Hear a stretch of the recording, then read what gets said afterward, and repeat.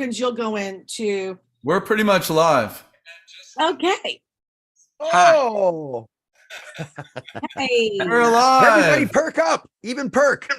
Hi guys. Live. Okay, here's our final musketeer. All right, you guys ready? I'm gonna go ahead and start the show. Yes, Let's Mark? start this bad boy. Yeah. I found the gold, guys. Ooh. Oh, look at you. You found the gold. You found the gold. All right, are we ready? We are ready. Yes. Yeah. Here we go. Here we go. Here we go. Here we go. The Rock and Talk Show, Beyond Backstage, with your hosts, Norwood Fisher, Kenny Olson, Scott Page, Stephen Perkins, Sheila Conlon, and David Moss. And welcome to the Rock and Talk Show. This is show number 78. I'm the Moss Man. Let me quickly introduce my amazing co-hosts of this bi-weekly or bi-monthly show, I should say, that dives deep into the entertainment industry, the stories and culture around it, the business of it, and everything in between.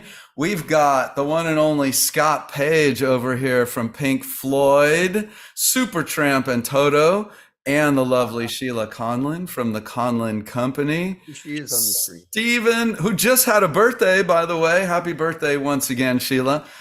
Stephen Perkins, Jane's Addiction, Porno for Pyros. Kenny Olson, Twisted Brown Trucker Band, Kid Rock, Experience Hendrix, and last but not least, Norwood Fisher, Fishbone, Trulio Disgracious, just back from my homeland, Humboldt County. How are we all doing? Everybody good? Ooh, wonderful. Excellent. Wonderful day. Yeah. You know what? I was just thinking how Los Angeles has so many great musicians except for Kenny Olson. Now get over here, Kenny. Come on, get over here. Jeez. And right now, like in Michigan, we got all this, like, it looks like fog in the air, like you feel like it because of all the forest fires up in Canada and shit. It's Well, so I'm crazy. with you on that because I'm in Minnesota and it's the same thing. I mean, you can actually, it smells like a campfire outside. Yeah. Oh, Yeah. wow. There you go. It's Just like need, it's just crazy. need marshmallows and hot dogs and you're set. And it is horrible because you think of what's going on. There's such beautiful forests and animals and all that stuff. It's like, Yep. Yeah. it's My been- homeland is burning. What can I say? It's terrible. Hey. We do miss you though, Kenny. Come We when do. you come when you can. Come out when you I can. know. I've been missing you guys big time, and I'm like Yeah. so Well, Dave, excited for us to be getting back in the groove. You know, I Jeez. know. Davis, tell us who we have on the show tonight. Well, tonight we have an amazing show. Tonight we have the one and only Sput, Robert Sput Searight, basically one of the most badass drummers on the planet. He is one of the founding members of Snarky Puppy. He's also the current touring drummer with the amazing band Toto, and he's got his own project for many years called Ghost Note, which is just ridiculous. And then later on, we've got Chad and Sean Bierman of the Familiar Faces gonna join us for a tune. Those guys are blowing up. They played your birthday party the other That's night, right. Sheila. We and had Scott, fun. you That jammed was a- with them, that and was so a did blast. Roberta. Yeah, I got Oh to my sit God. in with them and we got to rock a little Led Zeppelin and stuff. That was fun. Oh, that's that cool. party was off the hook. It was Oh, good. good. What a Amazing. great location too. Yeah. That We were- house sitting over the hill there, like with the background. Wow. Looking We were- down at the Houdini estate. I mean, it's ridiculous. Yep. Yeah, we were I- Laurel Canyon royalty. There you go. Just like the old days. Yeah. I wish I could have been there. We missed you, Kenny, Perk, and I wish Norwood. I- We missed all three of you guys. And we saw the lovely Sheila dancing, man. I see why Prince Right. hired her back in the day. Yeah. Still got No, it, that girl. Yes. You don't threaten Sheila with a good time on the dance floor. Yep. And we even had a wardrobe malfunction. We had a Janet Jackson. We had a Janet Jackson moment for We sure. had a Janet Jackson. You had a Norton clap out? Yeah, I think my son is scarred for life. No. I was dancing with Some- Jack. Yeah. Oh, And it was a full frontal Oh my God. And for the crowd. I just have to say, He's just going away. it was a very true wardrobe malfunction because I was going back and forth to Kim's house getting the party ready. And on my last trip, I forgot all of my dresses that I was going to choose from to wear to the party. And so my fabulous friend Kim never stopped talking about the fabulous dresses she was going to wear to my party. Well, when it came time for me to get dressed, I'm like, I don't have any clothes. I have a pair of ripped jeans and a t-shirt on. She brings down to my room in her house and she goes, here's the dress. And it was her dress. Now, if you know my friend Kim and me, our body types are a little different. Yep. The dress looked great. The dress looked great on you and off of you as well. I mean, it looked, I just thought it was part of the act. I mean, I thought it was planned. Yeah, was it a wardrobe malfunction or planned? No, it was a we're all pointing at Sheila, and she thinks she's dancing more, like she's getting more. And Jack, and all more of a sudden, he's excited, and we're dancing, like, and all of a Sheila! sudden, Jack's face On goes your- like this. On your birthday, you have a license to do whatever the fuck you want to do. Yeah, was but great. you know, but children, they're still adults if they're over 18, but they're still your children. Right. Yeah. So Children cannot unsee things, and so. I think But, someone and said- luckily he birthday. was there Happy birthday. to save the day because he was the one. Oh, great. He saw it and he was like, "Whoa, Mom!" Because he was dancing when he reached over, grabbed the dress, and pulled it up. Yeah, Oh, it it was was great. like- but I think someone in the crowd. I just happen to have a clip of it right here. No, just kidding. Yeah, but you know, Jack, along with all our kids, us here on the show, and many people have had careers like us. Our children, just because of experienced life with their parents, they're not shocked by it. yeah, there's pictures of me from the 90s floating around the internet that I was in compromising positions. Yeah. I can only Well, imagine. it's great because I mean I remember at 15 I was booking my own gigs. I couldn't get there. I still had to get a ride, but I Oh, was yeah? able to book my own gigs, and I was growing up fast. But some of the things I saw, I was not able to tell the parents about. But if I would have had a lot less gig opportunities. But Exactly. I know. I mean, happy and you- birthday. I mean, so now that you're 27, that's incredible. I mean, It's my incredible. God, that's awesome. I don't know how you did that. I Amazing. know. Wait, let me give you a little preview. Yeah. So Oh, last show 2 weeks ago, we had a great show. Mm-hmm. An amazing musician and executive producer John Heinz, and he really, he really knows how to put together a great band, and he's done it like 100 different times. So that was really cool talking. Yeah, to and John. he's cool because he captures the spirit, right? That's his whole thing is he sets up something and he brings all the energy into the room and lets it go. It's really special.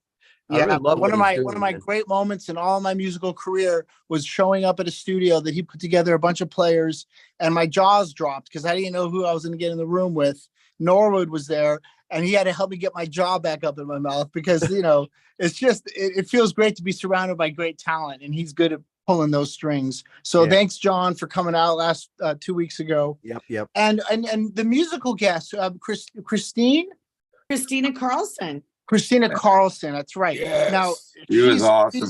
she's great, and I love the fact that she's not really doing much of it, and we kind of had to bring it to the surface because Yes. most of the people we have on our show are constantly gigging, working in the studio. She says it's all brand new to her. She's kind of put it down for a while, so much respect to her. Yep. As Mike Watt always says, start your own band, and that's what she's done. That's Yeah. cool. But Frank Zappa said to Lil George, and thus Little Feat was born. Oh, And great. well, I mean, if you're in a visionary and you can, that means you can see what others can't, and and you're in charge of your own destiny. It's like, Yeah, you get to wear your own clothes, right? yeah, Or And then not. I got some more Or good not. news. When I was young, I could never afford a brick of sticks, and I just got a brick in the mail of a brick of sticks. I'm very, very excited.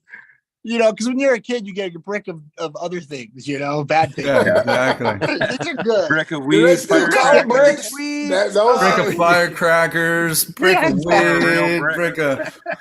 Well, shit, So, you guys. go ahead. Yeah.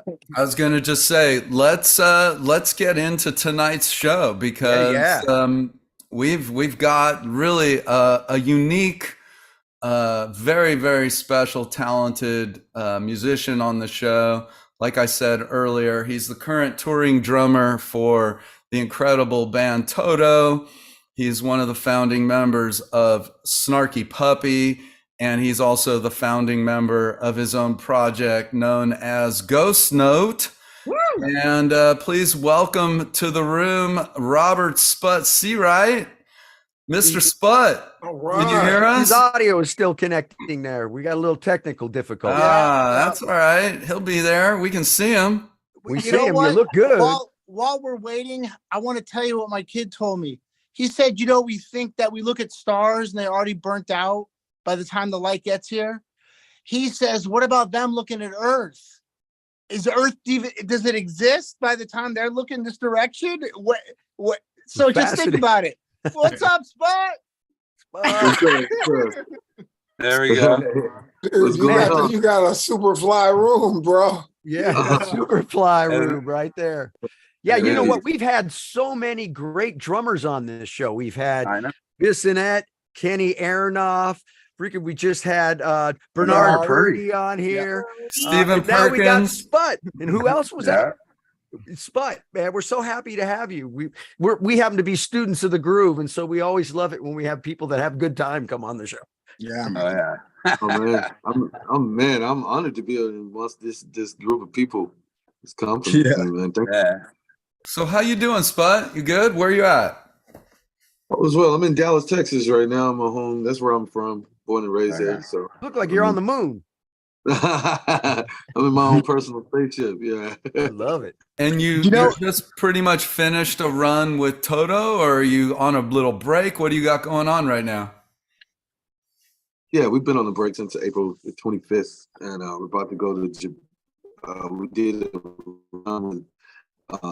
Some of the dates were our own, but we were on tour with Journey for the 50th year anniversary, and so we've been on a break, and we're gonna go to Japan in a couple of weeks. So I have a question because I had the honor of playing with the band for a while too, and it's a really unique set of characters. I love all those guys to death. So my question to you is: the prank, like we would be out on the road, right? And it was pranks. I mean, Lukather and those guys, right? Is that stuff still going on? Yeah, but he met his match. He met his match. Oh, dude, I can tell you some of the pranks that'll blow your mind. Okay, do tell. You must tell us what you did as a prank. Let's compare some Toto pranks from Scott's day and Sput's day. What do you got, Scott? Well, we were out on the road, and during that time, Fergie Ferguson was singing. He was the lead singer. So I think it was Lukather had the idea that we needed to take, to do a prank on Fergie, right? So he basically took his hairdryer, opened up the hairdryer, filled it up with fish heads from the crew food, put it back together, screwed it back, and put it back in his suitcase. Oh, man. Oh no! Oh, it was like, that's nasty. That's some good engineering. Do you got one? I got more. I got like dozens. You know what? But Scott, that's nasty for the rest of the band as well.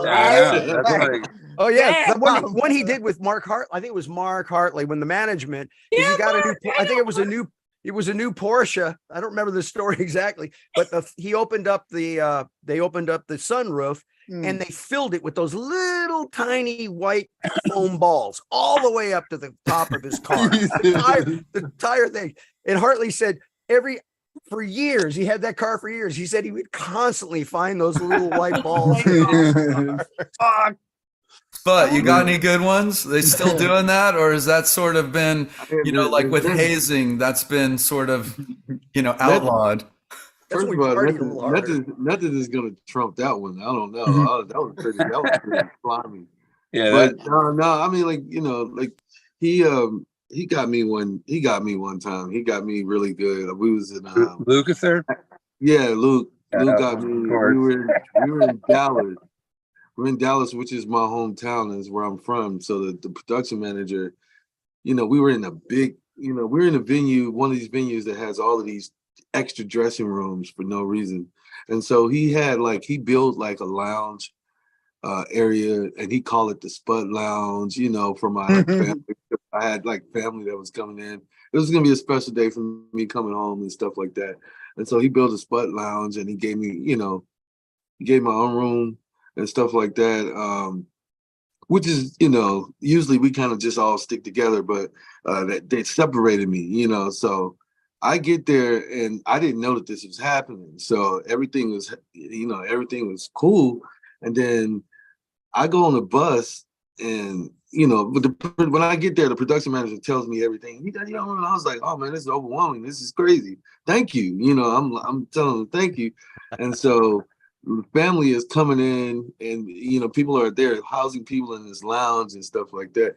And so I get a text message from the tour manager, and he goes, Luke wants to see you right now. He's mad.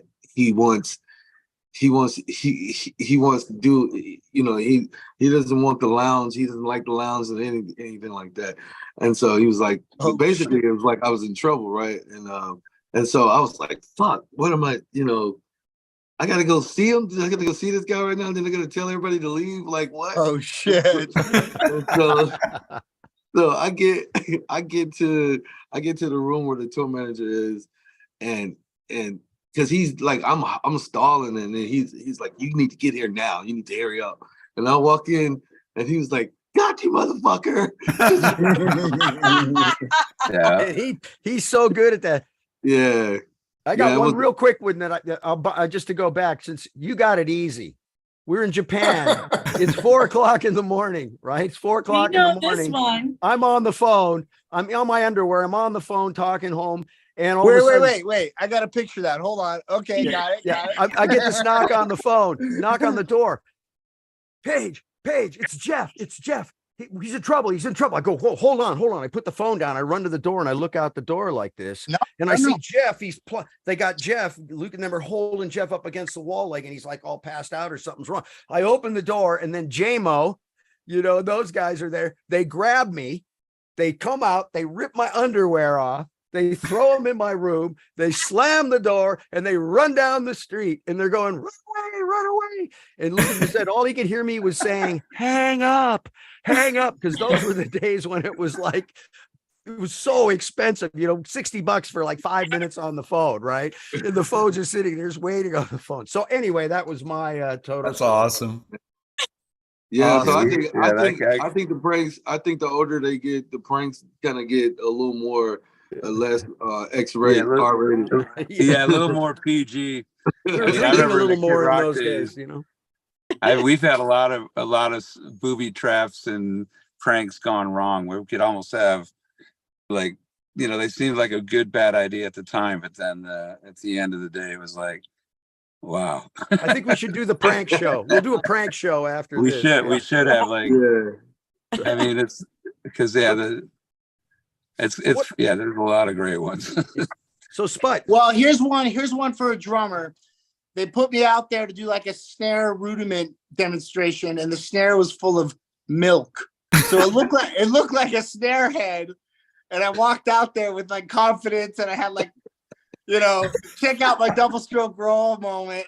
It's like, that's hilarious. That's a good one. I have a lot of karma coming. I have karma coming back because I'll admit a lot of pranks I instigated. Like, I walked out when Seven Dust was playing, and I walked out behind Lejean in a Hooters uniform I set the runner out for a plate. I had a plastic pitcher with beer in it, plated chicken wings, and put a Hooters uniform on. One side. So I totally was nutting the whole time I walked out, like in front of all these people, and it was like, but And Sheila just did the last prank. She just did it the other night, right? Right. So Sput, let's get back to like the real world here. You are a Love it. very unique style drummer. Where did it all start for you? Like, when did you first pick up sticks, and what motivated you to pick up sticks? And is that your first instrument? Yeah, drums is my first instrument. I've been playing for as long as I can remember. So I don't remember the time I picked up the sticks first, but you know, there's all these legendary stories of your parents saying my mom said I was kicking to beat in her belly and stuff like that. Just like outrageous stuff. I don't know how much You were a chosen one. It chose you. Yeah. Yeah. So as soon as I came out, the first time I think I was just hitting pots and pans while she was cooking in the kitchen. So for as long as I know, I was hitting on shit. So now, You also came from a really musical family, though, right? yeah, my mom's a musician. We grew up in the black church in Texas, and she was playing organ and teaching choirs. And my dad was an opera singer. He could play every instrument, but nothing really great. He was great at nothing, but he was a great opera singer. But all the instruments he could just play at, but I used to see him hop around on the instruments at home and be fascinated and felt like I wanted to do it too. So Nice.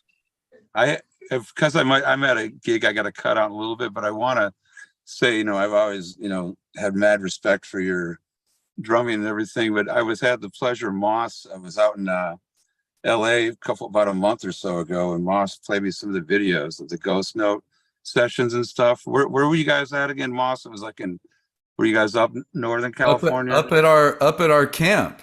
Yeah, Up at our at Canyon Creek. At Canyon Creek. That is the coolest place. It was watching what you were creating there was just, I have to say, sheesh, that was awesome. Oh man, I was so digging that, and I was like, like, you want to see another one? I'm like, hell yeah, just keep this shit playing. I sat there and it was thank you. So excited to see that band live and stuff too. But that was just. We'll talk amazing. about that. Like you basically, I mean, we went from church to Snarky Puppy. I'm sure there was stuff in between, right? Yeah, it was Snoop. There was the Snoop and Erykah Badu and Justin Timberlake. So you worked with Snoop doing like his music. You were his music director or? Yeah, I was like I was everything. Me and Terrace Martin was kind of like we was bouncing around and being like coming up with all the musical like the arrangements for the live band and stuff. It was kind of most of it was happening on the spot, but did Baby Jesus play with you on some of that stuff? No, I think maybe he maybe came after I left, but I was in the first I was in first installment of the Snoop-a-delics, which was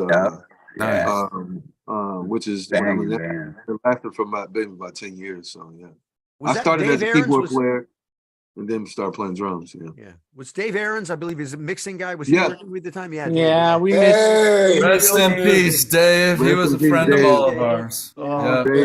Dave. You know, the thing is with Dave Aaron is he had like a muscular mix, and he brought a lot of muscle to his front of house mix. And if you ever got in the studio with him, he would mix full blast, full muscle. And he had this house at the very top of Mulholland and Laurel Canyon. You had to take these terribly scary stairs to get up there. You know what I'm talking about, man? Yeah, we miss him, man. We missed him. But when you lay down, you know, when you're in a group like that, you have to be a 360. Your IQ, your musical IQ is like a 360. You know, you're not just drumming, you're hearing everything. And you have to, and then you also have to hear the whole real estate, how it presents to the crowd. You know, what is the biggest challenge and what is the easiest thing? In your opinion, like, oh, that's a no-brainer. I know where to put this. And what's the stuff that you're thinking, how am I going to make this work? You know, because I always wondered about producing and also the MD, how they see the whole picture. Because I love rhythm and I see that circle over and over, you know. Well, I think it varies with the artist, you know. Like Snoop was a big fan of he wanted to be a musician himself. So he just like if he heard anything extra, he would like just light up, you know, if he heard something extra. So it's just it was a matter for me. It was a matter of knowing what was too much and what, you know, just knowing what was too much, you know. When to put the brakes on. You know, yeah. we're frustrated. Yeah. We're, you know, and you know, there was so much weed going around. We stayed high. You know, Yeah, we was always calm. We was always relaxed and never. I had the pleasure of producing a concert up in Humboldt County.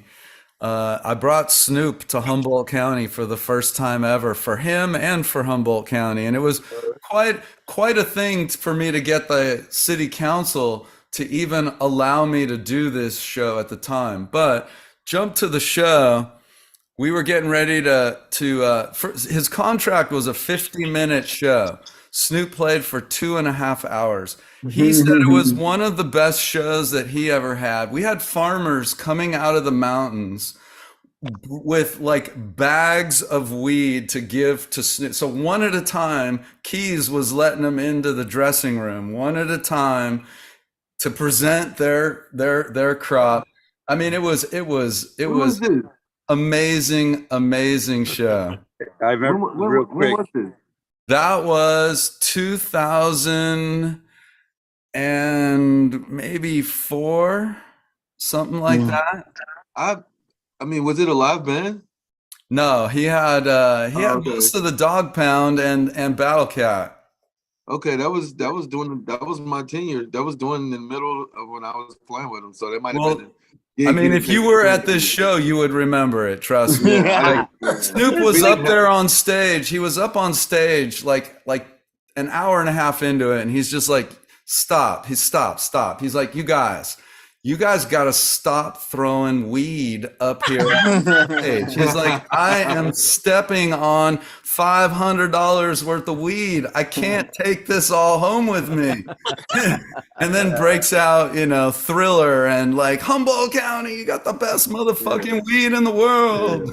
It was great. It was epic. When we did World Class Sex Rhymes on the Cocky album, our engineer went from Detroit with the sessions that Bob and I did everything in Detroit, and the rest of the band went out to LA, and Snoop was doing all his vocals. And Al, our engineer, who was like helping, you know, get the track ready, you know, he's not a big weed smoker, and we kind of put that out there to fuck with him a little bit. So we knew that Snoop and everybody was just blowing hits his way the whole time. And he comes back, like, he's like, calls on the phone. He's like, "It's going good, but there's so much weed going on there. I'm fucking getting this contact buzz. I'm fucking high as a kite. You can't get shit done." And he didn't know that like the whole time he'd be sitting at the border, we're just blowing hits at him on purpose.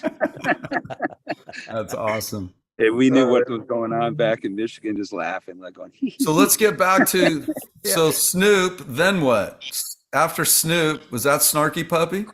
Erykah Badu, and then it was Snarky Puppy. Oh, Erykah Badu, awesome. What was that like? Yeah, Tell us about that. Like? It was cool. I mean, we went to the same school, same high school, and it was kind of cool. Like, you know, after she went to New York, and she got discovered there and blew up there, and she had a New York based band, and it was actually Poogie Bell was the drummer, and well, it was the East Coast based band, I guess, because I don't think he's in Pittsburgh. Yeah. But yeah, and then that she kind of did a switcheroo and came back to Dallas and started using like most of the musicians in Dallas. So, and I was in that bunch. I got a chance to play with her and tour with her for a couple of years. Yeah. What is the Dallas music scene like? I mean, you never hear anybody say, "Hey, the Dallas music scene." Well, I mean, right? You know, you hear Austin, obviously, but you don't hear much in Dallas. Is there a scene there? I mean, you know, the Deep Elm scene for me in Norwood back in the late 80s. Yeah. That was a heavy accomplishment. If you can come from LA and lay down something in Deep Elm and leave with your pride. But I got to say that from LA, when you heard any drummer come out of Texas, you knew you were in trouble, because these Texas drummers I mean, it was Oh, yeah. just, it was like, there was events. It was an eventful, it was But- eventful. Yeah, remember the 1 But- o'clock Buddy- band, Go right? back, but Scott, The you're 1 right. o'clock, Tell us yeah. about this. The 1 Tell us o'clock about the band scene, you out know, of about North the Texas new State. scene, because I'm talking about the late 80s with me and But Wood. Buddy Oh. Buddy Miles is a prime example. Dallas Yeah. Johnny Winter, Yeah. Ray Vaughn, his Yeah. brother, Tommy Yeah. Shannon, so many. Yeah. Yeah. ZZ Top guys. Yeah. Yeah. Yeah. But Like- the scene in Dallas is crazy. The music scene is it's actually one of the better scenes out of all of the cities in Texas. I know I think Austin there's is a Austin is groove. Like there's this groove though, like Texas, so much of these great players like you and so many other great players that have that. There's just this signature cool groove that is copped in Texas. No one is rushing to do anything. It's just got that Texas just- shuffles, right, man? A Yeah, lot of those Texas Texas Shuffle, yeah, shuffles. yeah. And, It's you know, always got that, like being the from Texas Detroit. tenors, Yeah, Fathead, being Block Detroit, all those guys, yeah. I felt the correlation between Texas and Detroit. It might have been like some kind of I don't know what it was, like growing up with all my, favorite, so many great players from Texas and singers and everything. And I was just like, Well, always also too, growing there. yeah, but I'm thinking too, in Texas. So talk about the gospel part of your life and that kind of music. Yeah, I mean, like, so obviously, when I was a teenager, I was a part of this project that we did. I started a group out of my school called God's Property with my mom, and we did a collaboration with Kirk Franklin, who's like one of the biggest gospel artists, and we did like this collab with one of the members of Salt and Pepper, Salt, and it's a song called Stomp, and it broke. To this day, it's broken all of the records in the gospel industry, in the gospel genre, as one of the biggest hits ever, sold song gospel projects ever. So it was just, I was 20 and I got a chance to win. 20 years old? Yeah, and I got a chance to co-produce that record, so I won a Grammy for it. So it was cool. Wow. Yes. Wow. Awesome. What's your first What Grammy? year was that? That was in '97 when it came out, and I think the Grammy was like the '98, but it was the '97 year. Yeah, that was Right, that was right. the window. Well, how did at 20 years old, winning a Grammy, this, hit song, how did your life change? Like, did it go from being one way one day and all of a sudden your life completely changed? What was that like? Yeah, I mean, I became a professional working musician. You joined the union. I mean, my life, I wouldn't say it drastically changed, but I wasn't doing those things before. Yeah, I was on television doing shows, and at that time, everything is moving so fast. You don't have time to sit down and process everything. But I look back now. I was gonna say to Sheila's a dancer. When you're in the dance, you don't think about what just happened or the end of the song. You're in the moment. Right. And when you're a shooting star and your comet's rising, it feels like you were just doing what you did yesterday, but now more people are looking at you because the comet's getting closer to Earth. More people can see it. The telescopes are fine tuned, and then then it hits New Mexico and blows shit up. Yeah. But it sounds like you were a shooting comet, like you said, when you came out of the womb, you were already shooting comet, I love Perkins' analogies. I They're know, great. That was a great The one. analogies. Amazing. I love that. Yeah. So, But so what? I think the question is, was there one gig that just changed, that really shifted how you even felt about yourself, or just was there a moment that happened where it just completely changed your you can remember it as a real shift in your who you were? And I feel like that just keeps happening in my life. Okay. Interesting. There's so many of them. I mean, like, that is one moment, and then I did a couple TV shows and a couple epic moments. I played like Super Bowl moments with Timberland. The stuff that I did with Snarky, that was pretty much some of the most amazing things I was ever a part of. Some of the stuff we did with them. I mean, let's so- talk about that let's talk too about in a Snarky moment, Puppy. because That that is is some of the most amazing shit. Like I look at, we have Mozart and Beethoven, then you have like, you get into different generation, you get Frank Zappa, just was like his own sort of and then there's like Snarky Puppy is like one of those things that so Yeah. unique and so different, and recording live, and like talk about Snarky Puppy, because damn. Well, those kids, they were. I used to call them kids, but but they're grown men now. But they were in college. Most of those guys were like 10 years younger than me or close to it. And we were playing for Erica at the time, and we used to do these jam sessions in Dallas. That's what the scene is about in Dallas. These local jams where all these elite musicians come, and you just get blown away each night. But they were coming from Denton because they were going to North Texas to our jam, and that's how we met them. And I met them one by one, and the bass player Mike Lee just asked me to come check out his band, and I checked out the band, and I was like, "Whoa, this is some bad shit," And I told him anything he needs, I'll help him. And they was working on a record, and I helped him produce the record. Long story short. And ended up going out on the road with him as a keyboard player. And then the drummer left after we finished the record, and for whatever reason. And he asked me to play drums in the band. So I had to immediately switch over from knowing the music this way to drumming. And I had to revert. I mean, the music was kind of difficult, so I had to revert. So I had to revert to, like, I had to go with what I knew the best, and I just started putting backbeat to everything. Just started putting backbeat to everything, and was like, doing the hits that I could think of to do, because I was making the transition in real time in the middle of a tour. So it kind of worked out, and then that changed the sound of the band. So we started writing music in that direction, and it kind of just spiraled out of control. And we really wanted the thing with that band is that we were more inspired, and we played better as a live band. So, but when you do live recordings, you miss the quality sometimes. So we tried to infuse both elements together and do a live recording in front of a live audience, but have studio quality mics and studio. Do it inside of a recording studio. Yeah, So, when you can control what's going down to, in the old days tape. I'm 55, but when you can control what's going down, and then but also capture the energy, because you can think about Hendrix and the Who compared to what the Beatles were doing. The Beatles were controlled and they wrote some great shit. The Who performed, and that's what my generation, and that's what you get.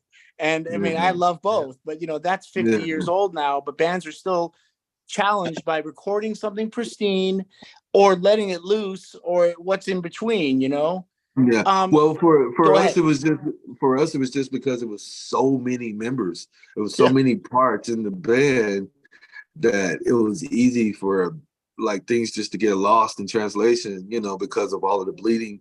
So it was a challenge, but I mean, I'm kind of glad that we did it that way, but the rest is history, man. I mean, the spirit of the moment, right? That is like the most powerful piece of it, right? We talk about doing tracks, like, when you go in and you track, you go and say, "Oh, let's go track." We do three takes, and you come back and you'll go like, "Boy, take two was just on fire," where take one and take two, even though they're back to back. So if you can capture that moment, which is what I always feel from those Snarky records, man, they're just like, you feel the freaking everybody breathing together, right? There's almost like the Holy Spirit takes over the groove in the room. It's really powerful. And dude, you being able to play drums in that band and keyboard, man, high thumb, dude. That is like, that's like a big deal, because that shit is hard. That's pretty amazing. I'm a kid family chord. dinner. I don't play adult chords, so I'm like all over where you're coming from. It just blows my mind.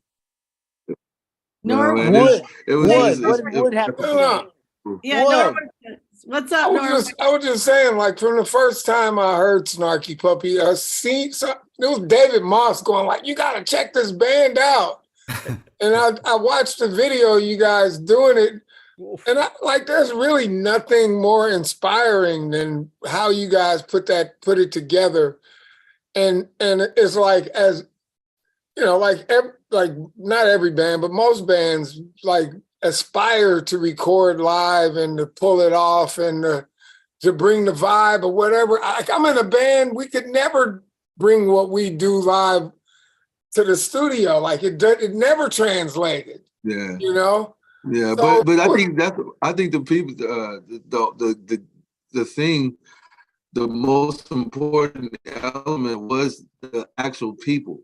You know, like, so I'm sitting on the drums and there's someone sitting Indian style right here next to my hi-hat. So the energy of expectancy, everybody, you know, like that whole thing. And we made a vow that mistakes and all, everything goes, no overdubs. Yeah. So And just the y'all sonic wasn't missing. quality. I could not detect that y'all was missing nothing at no point. It all sounded like it was meant to be just the way John Coltrane would have liked it. Oh, yeah. Billie Holiday would Exactly. approve. Yeah. It's Now, not real quick question. What year did you first see Norwood's brother Fish play drums? Because I got to meet him when I was 17. probably I didn't, you know, I was a late comer Yeah. to that scene. So I don't think I think the first time I saw him was the first time I actually saw them, which was it had to be like maybe 2001. Nice, man. Well, I mean, when I was 17, I was lucky to get introduced to the Bone, and the whole band was just top level. But as a drummer, to see what Fish did naturally and with like always perfectly, the bullseye was always hit, the target was hit, and I always loved that because it felt good while hitting the target. And you know, drummers are always searching for the target, and here and there they hit it. But it's just an inspiration to meet you and also to, you know, talk about, you know, Wood's brother and the cats that changed our lives in those moments, and the players. And you know, it's just target cool. hitter. Target, man, we got a target. And You guys know, are target. You're a target hitter. You all target hitters. when you sit behind your drum set, I kind of do my usual little warm up that makes me feel like I'm, you know, back at home again. Do you kind of have your usual when you sit there? Or do you kind of always, what do you do when you first get sitting on the throne? We're kings, baby. We sit on the throne. You know, I mean, when I'm sitting on the throne, I'm just trying to either practice or keep my facility up. So I'm just like, you know, I'm listening and getting inspired by music and stuff. Yeah. And that's probably, you know, the least I play actually here at home. But in the studio, you know, I have a couple studios, and when I go there, that's when it all happens, you know, because I'm recording music and stuff. Who are you listening to? Who are you listening to right now? Who's who's like blowing your mind right now? Like crazy. Look at that Jacob Collier kid, right? That guy is like crazy. Yeah. Right? That's like some. Well, you know, we had a chance to work with Jacob with the Snarky thing.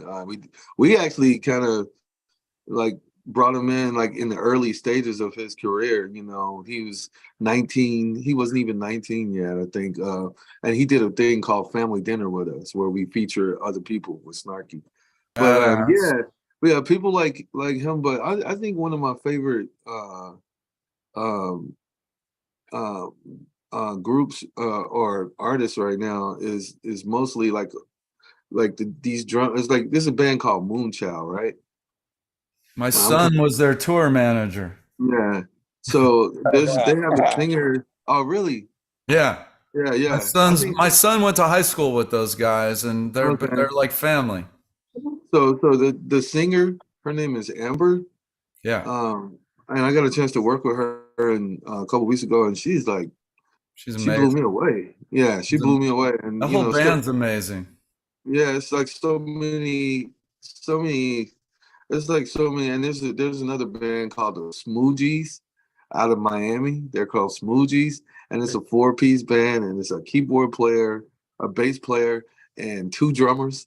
and they blew me away. You know, I got a chance to see them a couple weeks ago, and you know, just stuff like that. But you know, really, what I've been into the last couple months is like listening and going to find out the younger generation, just listening to all the younger drummers and finding some of the drummers that really got it, that got the best of, you know, all of the generations, all of the years, and really applying that stuff to now. And there's a drummer called, her name is TK Johnson, and she is phenomenal. Oh, yeah.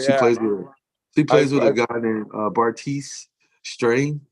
Yeah, Strain. she's been popping up on my Instagram, and I've been watching that stuff. It's she's dope, man. So I'll have to check her out. I mean, that's a good segue talking about the younger generation. I mean, real quick, don't forget, you got to check the drummer out from Otoboki Beaver, young Japanese girl. Oh yeah, you know what I'm talking about, man. She's crazy. It's exciting. It's really exciting. Okay, back to you, David. Back to you. Wait a minute. What's the dude from Spain with the single kick pedal that does 2 hits? Oh, I'm done. Dirty Walt just showed me this dude. Dennis Chambers was talking about him. Wow. I wish I could say it. I don't know his name. We'll do some research. Mark Armentano, send me a text, would you? Thank you, Mark. Our producer, that's Mark, is our producer. He like goes and investigates stuff, brings it up, and makes us sound like we know what we're talking about. So back to the current generation. We don't have a drummer on here, but I'm going to go ahead and bring in our musical guest for tonight. We're bringing in 2 identical twin brothers. They're 20 years old, Chad and Sean Bierman. They have a band called Familiar Faces. They have a badass drummer, badass bass player. It's a great band. Yeah. They write all their own stuff. They've been playing for, well, here you guys are, Chad and Sean Bierman. Welcome. Yo. Hey, everyone. What's up, boys? What's up? How are you guys? Doing good. We're doing great. So Sean, raise your hand.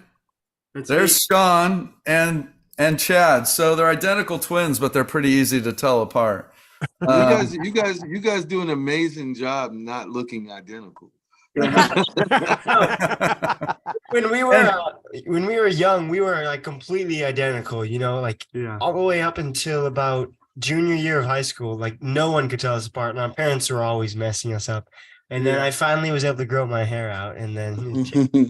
And honestly, I've gotten to know these guys over the last year, and they're very, very different human beings. Also, like it's crazy, you know. It's crazy, great songs. I mean, it's real. I got, you know, I've been lucky enough. I got to play them the other day at Sheila's birthday party. I got to sit in with them. But what's really great is great composition, unique storytelling, and I think at the same time, when you got your band, you guys are like smoking. It's a really good band. We love it. Yeah, we love it. So tell everyone what you guys are working on right now. What's going on with Familiar Faces? Yeah, so we just recorded about 9 songs with Eric Sobler, friend of Dave's, an amazing engineer. We love that guy. Yeah. So you know, we're gonna slowly release everything, but we just recorded our song, just finished the mix probably today for Don't Stop Us. So super stoked about that. Got a music video we're going to shoot tomorrow with the whole band. And how long did it take you to make your record? So we recorded 9 songs all as a band in like one day, but we weren't able to start till like 3. And we finished around like 11. So it was like, I think it was like that's 5. what I like to hear. A whole album in one day. Yeah. Snarky Puppy style, right? And we went into the studio with the goal of getting 4 songs. Like we just said, let's get 4 songs. We'll call it good. These guys came into the studio fucking prepared. I mean, they literally, like a couple of the songs were just like one take. And Eric was like, should we do it again? And they're listening like, no, that was good. Got it. Let's go. Let's do another one. Pretty amazing. Our songs like change time signature and tempo all the time. We like to get kind of proggy with it. So we made like click tracks prepared. So they just dropped them in, and then with the tempo maps and all that, we wanted to record to click for our first record, you know. So yeah, stoked about it. I think we probably started around 5 p.m. honestly, because we were using an old vintage Neve console, and like half the channel pots weren't working. So like, Along with the patch bay. The patch bay was messed up or something. yeah, but we got Oh, that's good. Yeah, That's we good. got A it. little speed bump. So that's just degrees. That's where magic's made, right? If not, we That's would have degrees. got, if not, we would have got 12 done, but 9. Yeah, that's true. Yeah. It's that old name. So what are you do gonna expect? play for us? What are you gonna play for us tonight? Oh yeah, we're gonna play a song. We've played it before on this show, but we love featuring the song. It's called "Something You Need to Go Through." The song I wrote. So yeah. You guys want it? You guys And want who's your it? drummer there today? Who's your drummer? Today This we guy. got Chad's playing cajon. Oh, he's playing. He's gonna play Cajon. Okay, cool. bass and Cajon with the right hand and bass line with the left hand. Yeah. Yes. And singing and harmonizing. Okay, Oh great. wow. I'm Okay. gonna. Hey guys, don't Send him a forget. it's good to tambourine for you. the foot.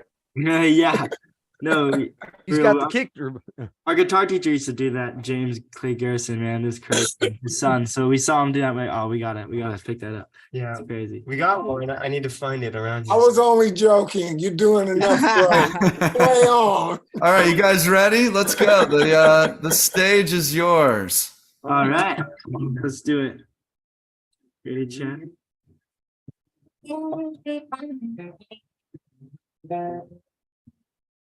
That's it. Oh. What happened there? We're not hearing it. I can't hear it. No, not at all. Did you guys change it after we did a sound check? Let's do it. I think Zoom kind of reset it, but you might. All hear right. it. Let's see. There you go. Okay. All right. Let's go.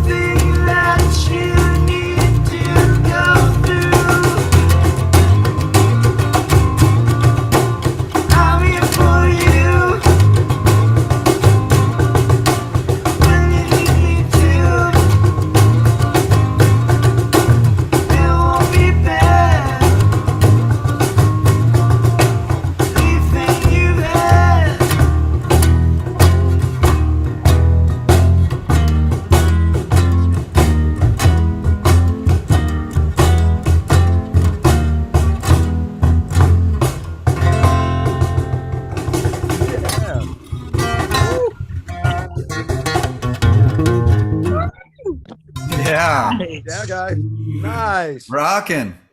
Yeah. Interesting arrangements, right? I'm making fun of old folks. That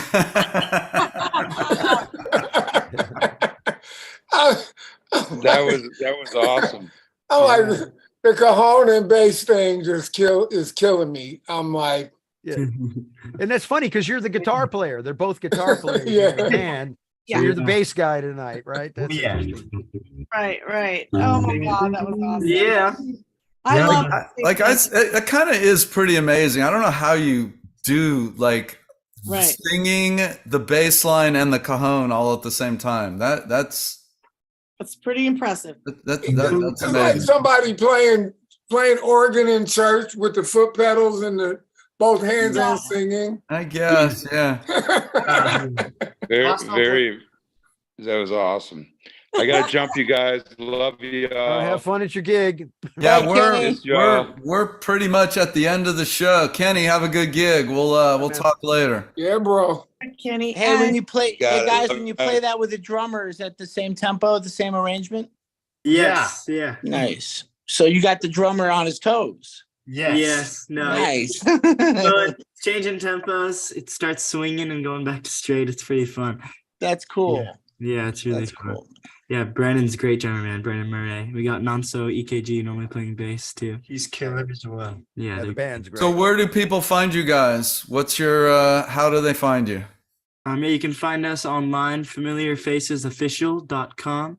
And then we have Instagram as well, familiarfaces_official. Yes. And when's your birthday? March 6th is our birthday. 2003, that's, yeah. Yeah. So 20 now. We 20? Oh, yeah. 20. That's beautiful. Awesome. We were just talking with Sput earlier about when he was 20. He got his first Grammy at 20. So there you go. All right, Dude. well, we got the competition. Yeah, we gotta step up the game. Yeah, you guys are late. Let's go. What the hell's going on? Come on. Robert, how do we find you? Where are you next? What are you doing? Where are you going to be? I mean, we didn't even talk about Ghost Note. So talk about Ghost Note for a minute as we're closing out. Yeah. Oh, wait, we can't hear you. He's still talking. No. Can you hear me now? Yeah, now we can hear you. Yeah. Okay. I don't know what happened there, but we just completed our third record. And it's probably going to be released in probably the early fall. Well, give a little background on Ghost Note because we have time. We can go a couple minutes. Like, give a little background on Ghost Note. Well, Ghost Note is me and the percussion player that was in Snarky Puppy. We started taking these solos together, sort of like Ralph McDonald and Steve Gadd. When they used to play together and they used to take these solos and and we started doing that within the band, doing some of the shows, and some of the fans would come up to us afterwards and be like, yo, what was that song you guys were playing together? Because we had developed this way to play together where we kind of could finish each other's sentence because we've been playing together for probably 13 years, and the audience was like freaking out about it. They used to think that we like had riffs and songs and grooves that we were playing, and we was just making all that shit up. And so one guy asked me, well, what is the name of these grooves, this song? Where can I go get these grooves? And I was like, on our new record. And I was just joking. And we ended up talking about it. We was like, yeah, we should totally do a record. And we did a record together. We went in the studio, cloned ourselves, and overdubbed these instruments. And we did everything melodic with only percussive instruments, right? So, and it was a big hit, but people wanted us to come and perform it live. So we had to get a band. So we started collecting all these band members, and it just turned into a funky bunch of guys, and it just evolved into like a funk band. I don't really know what to call us, but it's like mostly infused with funk and jazz and hip hop and rock and soul and blues, all of this stuff encompassed. And it's just a funky bunch of guys now, like a group of guys. So, but that's how we started. I love the Yeah. name too. It's Ghost Note. badass. I mean, Oh, it's a badass. Yeah, it was a good band. show, because it was like it was The pun space. intended for It's sure. the space. It's in the space, right? That's where the Mono magic Neon happens, still right? playing bass? Mono Neon. So Mono Neon's is still in the band, but he doesn't perform with us anymore Yeah. because we've let him spread his wings because now he's become his own artist. Yes. And is doing his own dates and has his own band now. So we kind of started him off, but I feel like, just like when we left Snarky, so I feel like the same thing should happen when an artist is stepping out on their own. They kind of need to branch off to get the respect and get their thing happening. It's a That's beautiful. kind of the transition that we've been. It's a beautiful thing. We were talking about it earlier. Frank Zappa, literally, Lowell George was in Frank Zappa's band, and he wrote a song and presented it to Frank. And Frank's like, dude, you got to spread your own wings and go form your own band, and Little Feat was born. So how many Miles Davis sidemen, do we reveal? Yeah. Right. He also wasn't always comfortable standing in front of people singing. Yeah. And as soon as he got comfortable enough to do that, I thought, okay, this is it. He can be the artist that he probably desired to be all along. And but he's on this record and he's playing his ass off. I mean, he's Jesus Christ. You don't know you don't know nothing else, I don't think. But well, there was a you may not remember Mothers in Portland. Yeah. Mothers in Portland. Yeah. I may have been coming out and y'all was going in, and I met you guys. Oh yeah. we were going to eat with the owner. Yes. Yeah. Okay. Well, I got a question to ask. Do you remember? I'm trying to think if I remember this correctly. Your brother he had a leg injury at one time. Wait, your Wi-Fi broke up. Ask that again. Like where he got into an accident or something. Like, was he? Okay, can you hear me now? Yeah, I think it's okay now. The okay, Wi-Fi or internet. Let me see. Let me make sure it's not on my compressed or something. Yeah, you're good now. You're good. Someone didn't want you to ask that question. Yeah. Nice. I mean, so what was the question? We didn't really get to hear it. He asked something about my brother and a leg injury.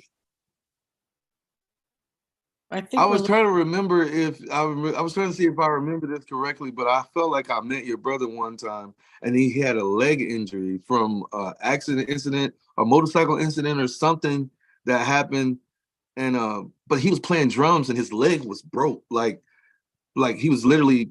I don't know what the circumstance was. Yeah, that's one of them things that he would. The Fisher brothers could pull off. Norwood was playing our shows with a broken arm. Fish has a broken foot, and they don't miss a beat. Norwood playing. Yep. Yeah, he was killing his gig, and his leg. He was playing with one leg basically, and it was killing. Yeah. Well, listen, you guys, we're at the end of the show. We could obviously talk all night. This has been amazing, Sput. Thank you for joining us, and can't wait to talk some more. We still got some talking to do. Yeah, thank you for having me, man. Thank you very much. It was great. Chad and Sean and Familiar Faces, thank you guys. Thanks, fellas. And check them out at familiarfacesofficial.com.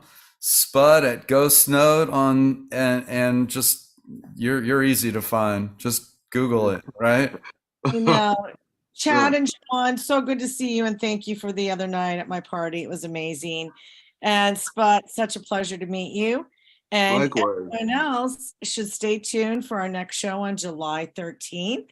And please check us out on the Rock and Talk Show on Facebook, Instagram, and everything in between, especially on YouTube. And click like on YouTube, subscribe, and we'll see you next time. All right, everyone, hang tight. Don't go away just yet. See you next time on the Rock and Talk Show Beyond Backstage with your hosts, Norwood Fisher, Kenny Olson, Scott Page, Stephen Perkins, Sheila Conlon, and David Moss. Executive producers, Sheila Conlon and David Moss. Producer and director, Eric Lloyd. Assistant producer and creative director, Mark Armentano. Editor, Graham Cooper. Theme music by ThinkX. Powered by JBL and AKG. Artist Relations, TPI Films. Special thanks to From the Earth, ThinkX, The Conlon Company, and Mac. Check us out on YouTube/The Rock and Talk Show, Facebook and Instagram at The Rock and Talk Show. And